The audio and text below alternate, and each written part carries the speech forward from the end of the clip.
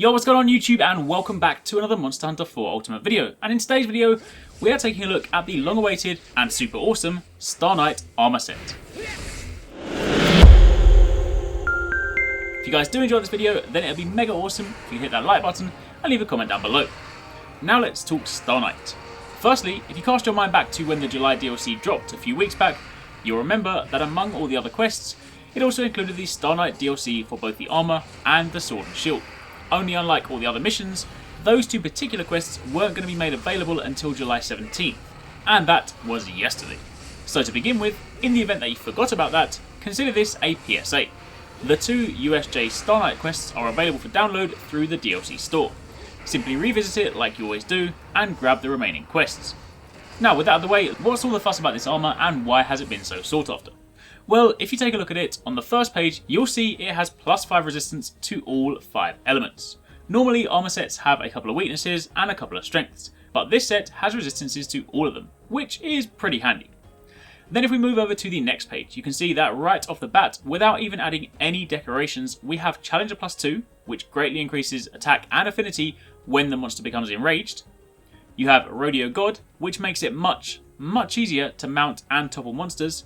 And it's also worth mentioning that Rodeo God is the top, or kind of the best rodeo skill. It goes Rodeo Novice, Rodeo Expert, and then Rodeo God. So this is a great one for Insect Glaive users, Sword and Shield users, and pretty much anyone who plans on mounting a lot.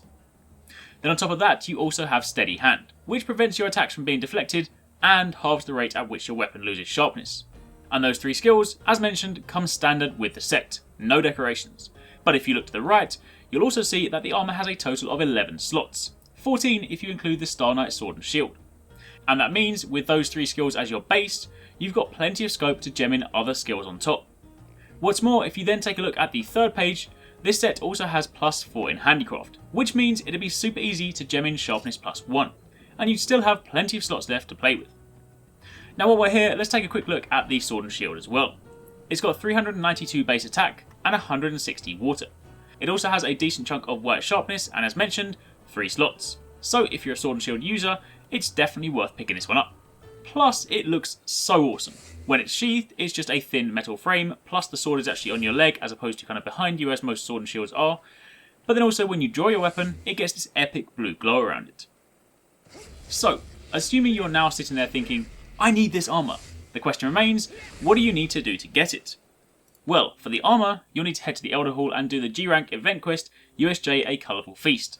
This will have you fight a Zenoga and a Arekkz in the arena at the same time, which can be a little bit tricky, especially given that they both spawn at the same time and the fence isn't active. However, my tip for this fight, if you're having trouble, is to bring smoke bombs and exit out the left door.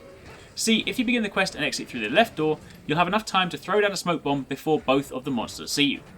Exit through the right door, however, and they'll both see you the second you set foot in the arena. I don't know about you, but I would much rather fight one monster at a time than two at the same time. You'll likely then need to do the quest about 5 times to get the 5 tickets you need, and once you've done that, the armor is comprised primarily of Arekkz and Zenoga parts. Then if you want the Sword and Shield, you need to fight a massive Arekkz in the quest USJ Arekkz 3D, in the arena again, and he's not too difficult, but he is just, as mentioned, pretty damn big. You'll need a total of 3 tickets for this one, so again you'll likely have to do the quest about 3 times, and then you're done. And that, my friends, is everything you need to know about the Star Knight armor. How to get it, when it's available, and why it's so good. So head on out there, get it for yourself, and have some fun. Let me know in the comments down below if you guys have already got this, or if you're planning on getting it very soon. Don't forget to hit that like button if you did enjoy this video, and thanks again for watching, take it easy, catch you next time, peace out.